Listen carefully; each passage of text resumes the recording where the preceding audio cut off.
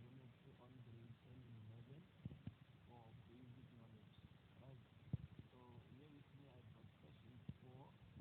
And before you can start with question 4, I've written some notes for you which I would like us to go through to start with our question 4.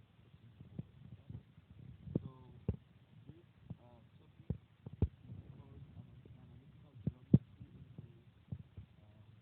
And we also call it Gaussian geometry. Okay? So whether you say analytical geometry or Gaussian geometry, it means one and the same thing. Right? It's a term that covers the distance between 2 points where we use our distance formula to cover 3 points of a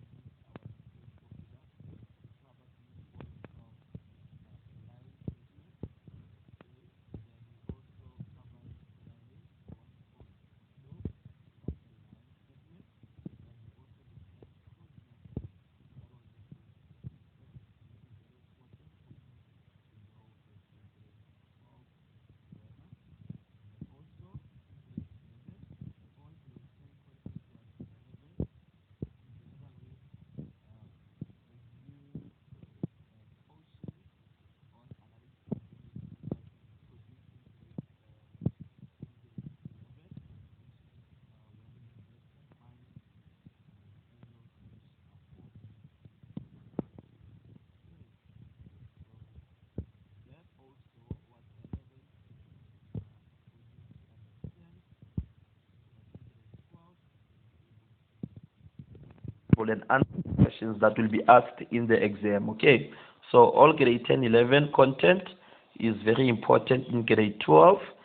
Also, in addition, which was introduced as a new topic or new concept, we have looked at circles. Okay, so in grade 12 we are going to deal with circles that are at the center or at the origin, where the center of the circle will be 0 is to 0, and also we'll have tangents to the circles. Okay, remember, a tangent is a line that touches the circle at only one point. Okay, so we will be dealing with tangents to circles. And then now let us go to question 4. So we are going to read question 4 statement, then go to the notes on question 4. So a circle having C, which is 3 to minus 1, as center. Okay, so when you look at this circle, they see there, which is the center of the circle, which is not at the origin. Okay, and then a radius of 10 units is drawn. All right, there is the radius there. Remember, a radius is a line drawn from the center of a circle to the circumference of the circle. Okay, so it's 10 units. And then PTR, this line here, is a tangent to the circle at T, okay, at the point of contact. So that whole line there, PTR or PR, is a tangent to the circle. We have got R, which is K is to 21 in the first quadrant. We've got C, which is the center of the circle. And we've got P in the third quadrant, which are vertices of a triangle. So this is the whole triangle there that they're talking about. Okay. Now TR is 20 units. There is TR there, which is 20 units. Remember, we cannot assume that PT is also 20 units. All right, unless we prove that the two triangles, triangle CRT as well as triangle CPT, are congruent, then we can then say these are equal. But other than that, we cannot assume. All right, so TR is 20 units and it's given, shown on the sketch. Now let's go to notes regarding question 4. What is it that we notice? These are the things that I've noted from the statement of the question. CT is a radius. Let's look at CT. There is CT from center to the circumference of the circle. I've just said that this is a radius. Also, C is the center which was given to us. PR and PS are tangents. Okay, PR and PS. Let's go to the sketch. PR and PS. Okay, or you can say PT and PS. PT and PS are tangents from a common point, from the same point outside the circle. So what do we know about tangents? From the same point outside of the circle, they will be equal in length. Okay, we did that in our Euclidean geometry. And then next up, triangle CRT as well as triangle CPT, they will be right-angled triangles. Let's see why I'm saying that. That's because of a radius will always be perpendicular to the tangent at the point of contact, which will be point T. Okay, so that makes the two triangles to be right-angled triangles. Very, very important. Now let's go to questions. Give a reason why TC is perpendicular to TR. TC, there is TC, perpendicular to TR. Why are the two lines perpendicular to each other? I've just said it. I've said that is because of its radius perpendicular to tangent, or tangent perpendicular to radius. Okay, so let's write it down. So 4.1, what is it that I've just said? I've said CT is our radius, where else TR is our tangent. Where they meet, they form a 90 degrees. So our reason is tan is perpendicular radius at the point of contact. All right, you don't need to tell me that at the point of contact. If you just said tan perpendicular radius, that is sufficient. All right, now let's go to 4.2. Calculate the length of RC. Leave your answer in set form. Leave your answer as an irrational answer. Okay, now we are looking for the length of RC. Let us go to RC and check from the sketch. Where is RC? There is our RC there. Okay, so this is our RC. How do we find that? Remember, we've just said triangle TRC is a right angle triangle where we know the length of TR and we know the length of TC. So we can find the length of RC using theorem of Pythagoras. You agree with me? Okay, now let's write it down. So in 4.2, RC squared is equals to TC squared plus TR squared. All right. Theorem of Pythagoras states that the square of the hypotenuse will be equal to the sum of the squares of the other two sides. Then with substitution, we found that our RC is 10 square root 5 units. Okay, you don't need to write this in decimal. Remember, they said leave your answer in simplest set form. So this is the set form, which is an irrational answer. Okay, well done. So our RC is 10 square root 5, and we have left the answer in the simplest set form. Okay, now let's go to 4.3. Calculate the value of K if R lies in the first quadrant. Underline, if our R lies in the first quadrant. That is to say, go and look for R. There is R. In R, the X coordinate of R is K. That's the K they are telling you to find. Okay, so how do I find this? First of all, I've just calculated the length of RC, but I know that I can use the length of RC or CR to find the coordinate of R, which is K. So using the distance formula, this is how I found K. I've said my RC, the length of RC will be substituted in the distance formula in order for us to find K. Okay, so the coordinates of R give me x1, y1, then the coordinates of C give me x2, y2, and then we found that we get to the standard form after substitution, and then we factorized, finding the factors of 7 that multiply to 7, add or subtract to a minus 6. Okay. Okay, then having done that, the values of k were k equals to -1 or k equals to 7. But remember, k is in the first quadrant, and k is the x-coordinate of R. And all the values of x in the first quadrant are positive, meaning only k is equal to 7 is valid. Okay, since R is in the first quadrant. So that means then the coordinates of R in the final step will be 7:21. Okay, well done. Now let's go to question 4.4. Determine the equation of the circle having center C. Okay, we must find the equation of the circle, and that circle is passing through T. So they say write your answer in the form. Please note that this form of an equation, x minus a all squared plus y minus b all squared equals to r squared, is the general equation of a circle. All right. So we are going to use exactly this equation and find the equation of this circle with center C. Okay. So 4.4, as I wrote it down, there we are. Now, when you look into that equation, there is x minus a all squared plus y minus b all squared equals to r squared. The values of a and b, as I have written them down here, they represent the center of the circle. So a is the x-coordinate of the center, and then b is the y-coordinate of the center. So in this case, that means since C is our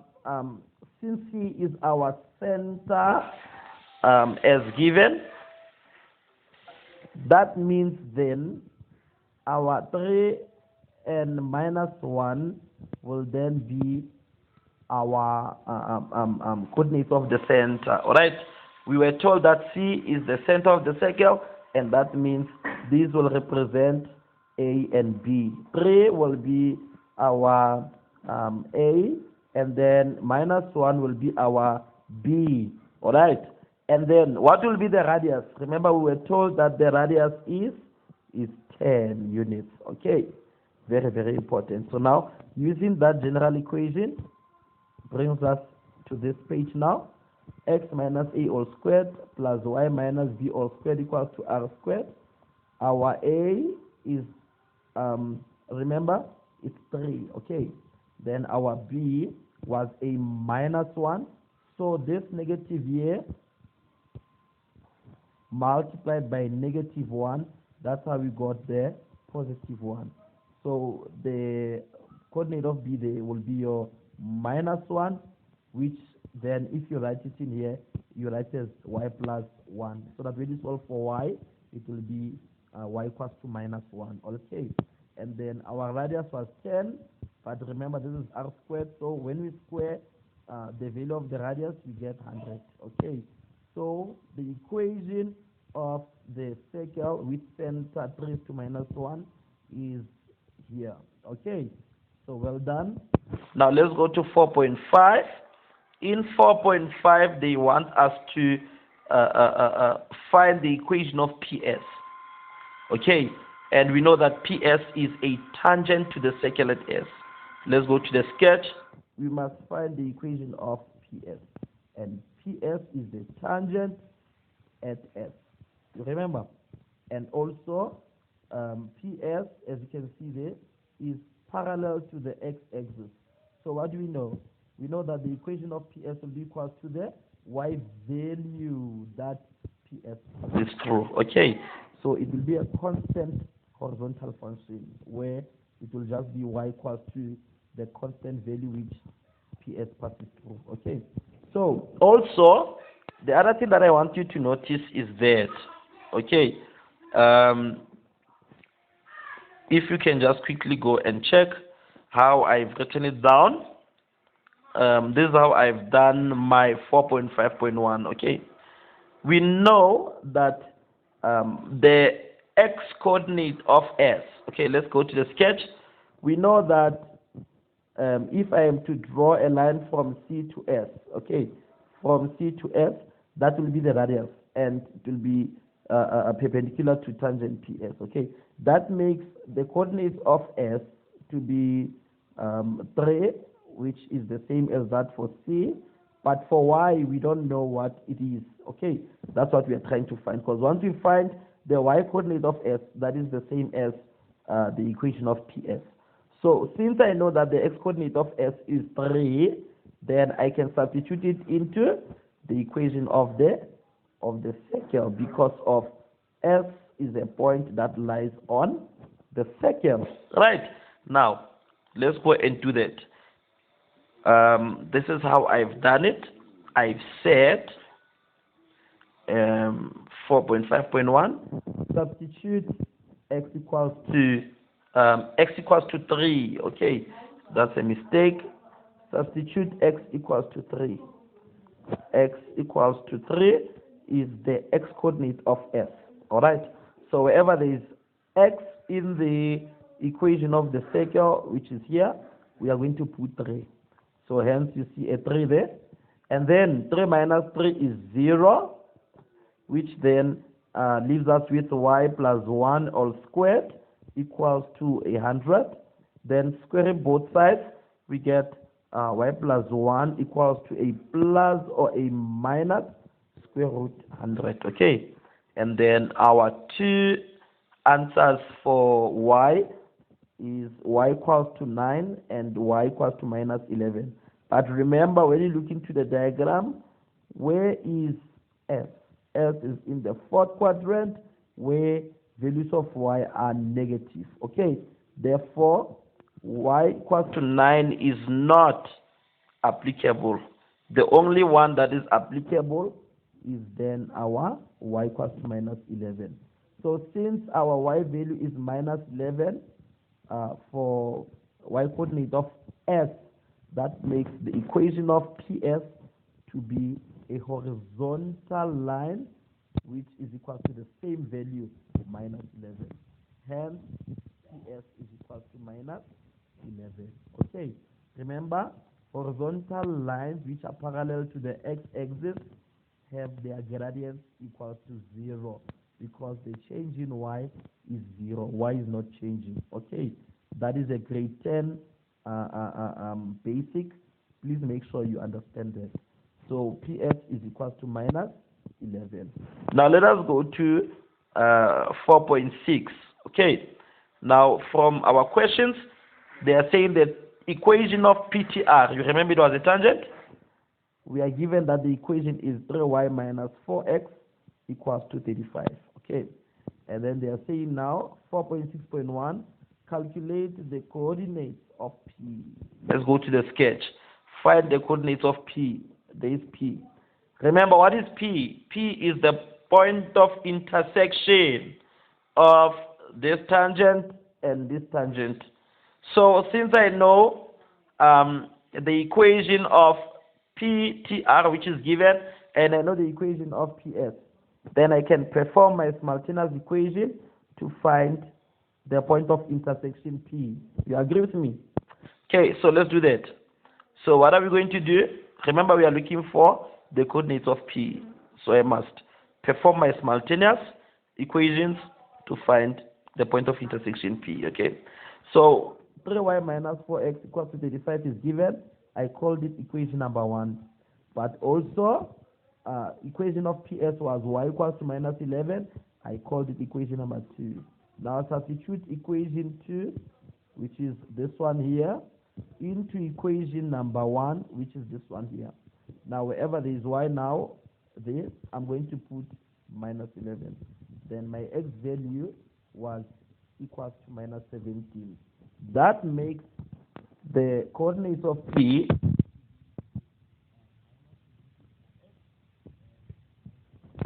for y. Okay, so now that means we have the coordinates of P, which is minus 17 and minus 11, and that is true because point P is in the third quadrant. Okay, where the x values are negative as well as the y values. Hence, both the coordinates of P negative. Now 4.6.2, they want us to calculate giving a resin the length of PT. Okay, let's go to the sketch. Where is PT? There is PT, it's a tangent, but also PS is a tangent, and both of these tangents come from point P, which is the same point. So what does it mean? It means the length of PT and the length of PS will then be equal. Yes? Okay, good. Now, let's start by finding PS. Remember, we know the x-coordinate of P, which is minus 70. We know the x-coordinate of S, which is 3.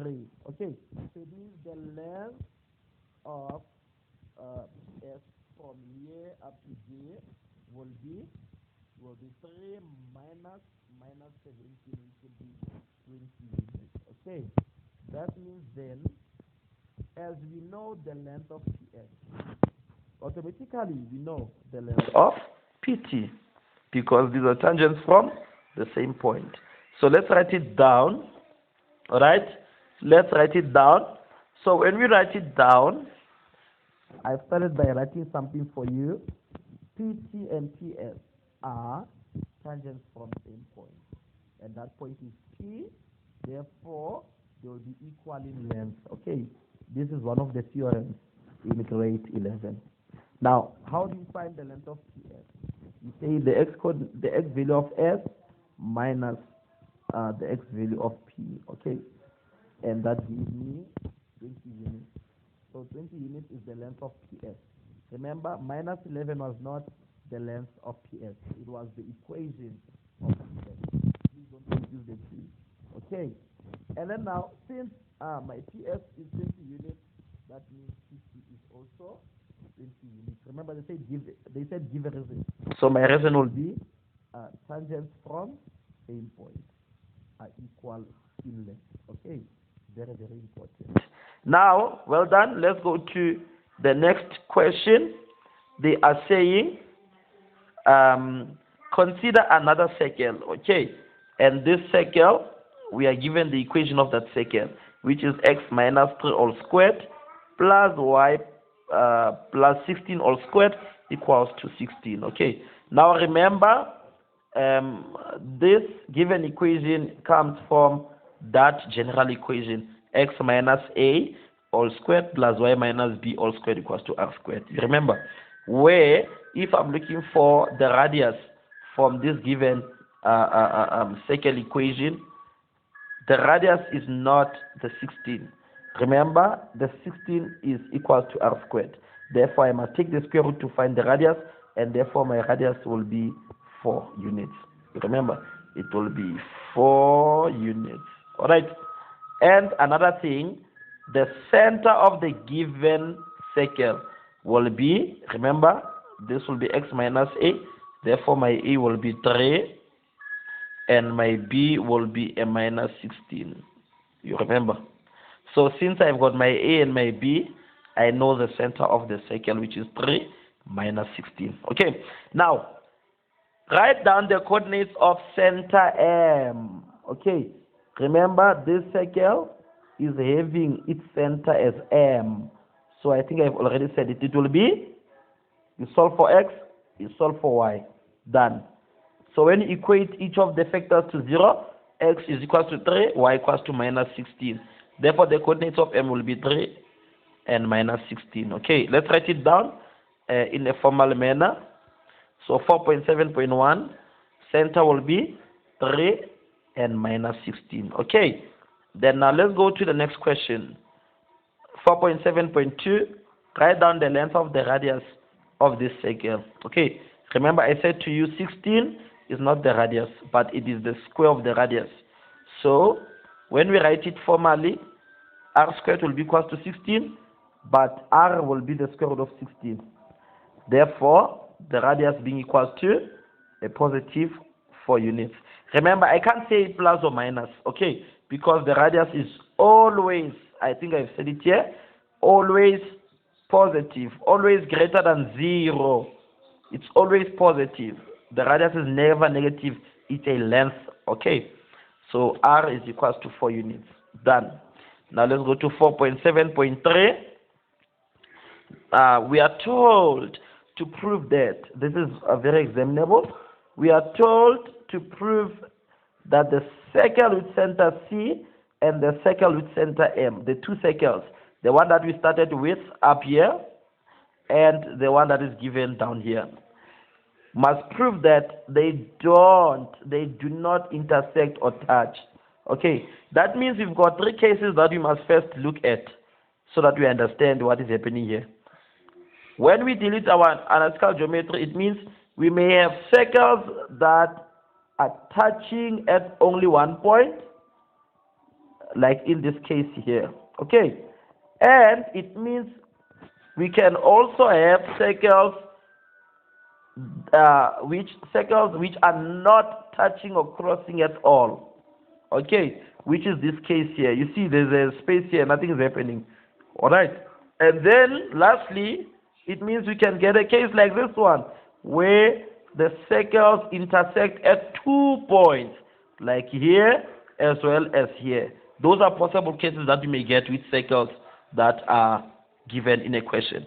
So in this case, we need to also check what is happening per statement or per option. Okay, so when circles are touching at one point, like this point here, what does it mean?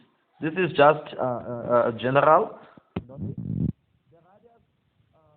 of the first circle, which is R1, plus the radius of the second circle, which is R2, will be equal to the distance, which is from R1 to R2. We are doing this.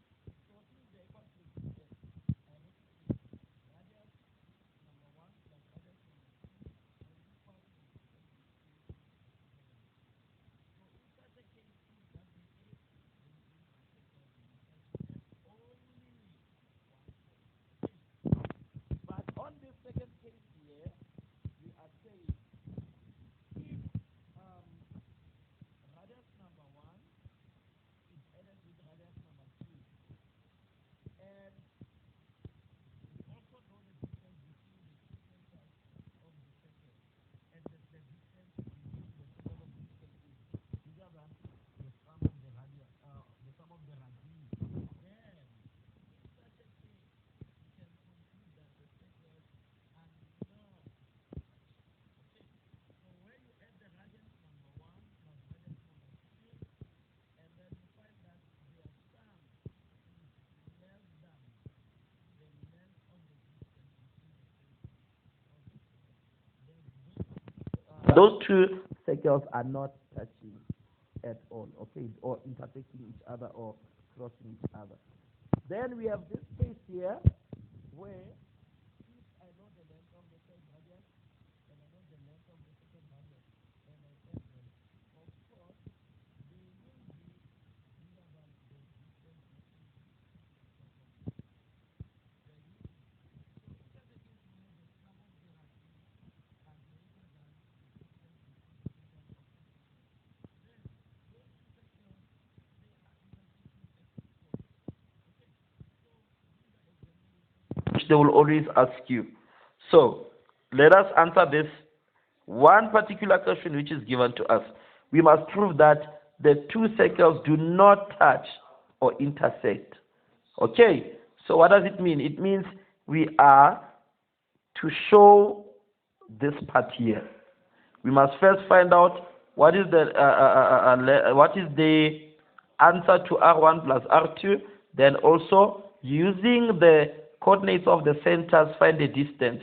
Then if R1 plus R2 is less than D, then we conclude that the two circles are not touching at all. Okay, now let's do that.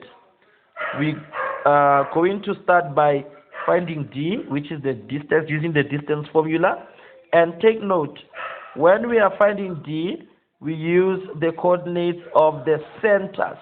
Okay, C was the center of the first circle, M is the center of the second circle. Therefore, we use them to find D. So with substitution into the distance formula, I found that my D is 15 units. Okay, I found that my D is 15 units. Now, do I know the radius of the first circle? Yes, it was 10. The radius of the second circle, of course, it was 4. So R1 plus R2 is equal to 10 plus 4, which is 14 units. Now, what do you notice? R1 plus R2, which is 14 units, is smaller than D, which is 15 units. So, since R1 plus R2 is less than D, smaller than D, then we can conclude that the circles do not intersect or touch. We have answered the question fully and well done. Please continue practicing as many as possible questions on this section so that you can get all the marks. This is a very, very easy section on analytical geometry and you should get all the marks. Good luck and wishing you all the best.